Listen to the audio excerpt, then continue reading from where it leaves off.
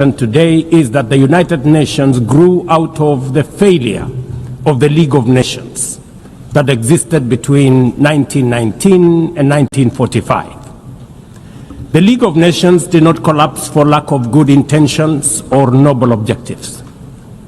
Formed at the end of the First World War and as part of the Treaty of Versailles, it was humanity's first attempt to build a permanent international organization to stop aggression and war and bring nations together.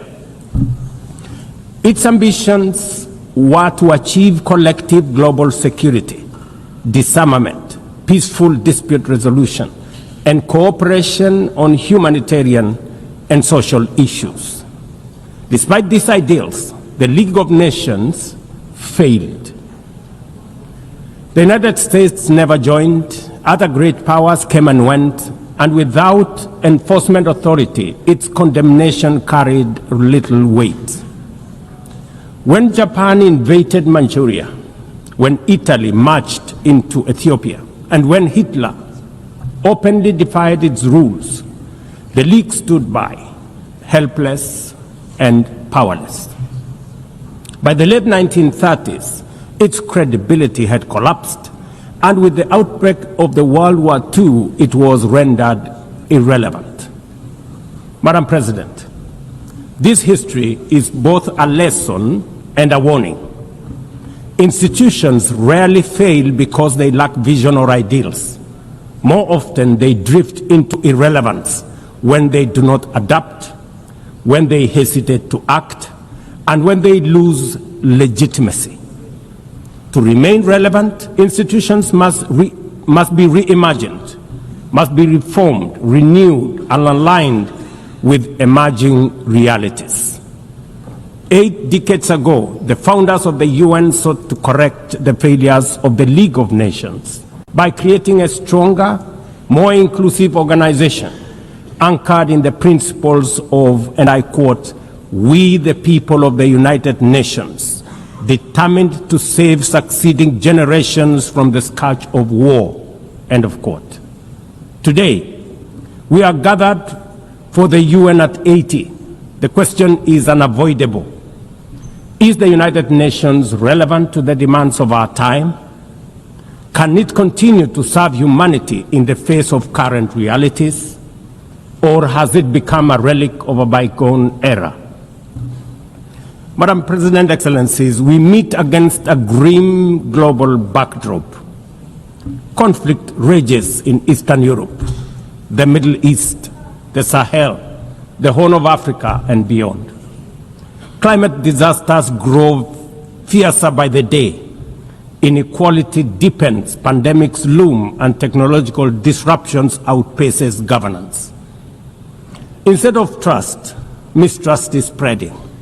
Instead of solidarity, fragmentation is taking root. In place of hope, anxiety fills our global community. We are living, to borrow from the words of the founders of this institution, not in larger freedom, but in growing uncertainty. At this moment of turbulence, when we most need a strong United Nations, the organization faces its deepest crisis in credibility and capacity. Funding cuts have paralyzed its operations. Bureaucracy has slowed its response.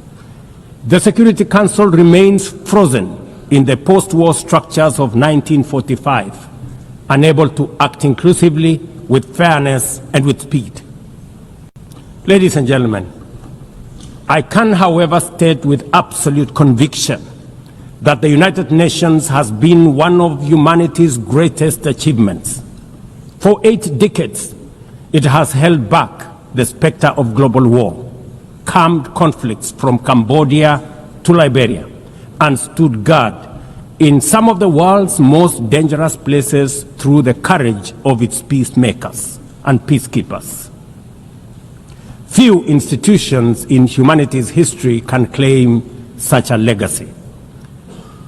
The United Nations has stood at the front lines of humanitarian crisis, from famine relief in the Horn of Africa to emergency shelter for millions of Syrian and Ukrainian refugees, It was at the forefront in the eradication of smallpox, coordinated global responses to HIV and AIDS, Ebola, and COVID-19, and continues to champion universal vaccination. Its agencies have advanced women's rights, protected children, safeguarded refugees, and set global norms on everything from disarmament to climate action. The UN Sustainable Development Goals remain a shared blueprint for human progress. These are achievements no nation could have achieved alone, however rich, however great, or however powerful. And yet, every institution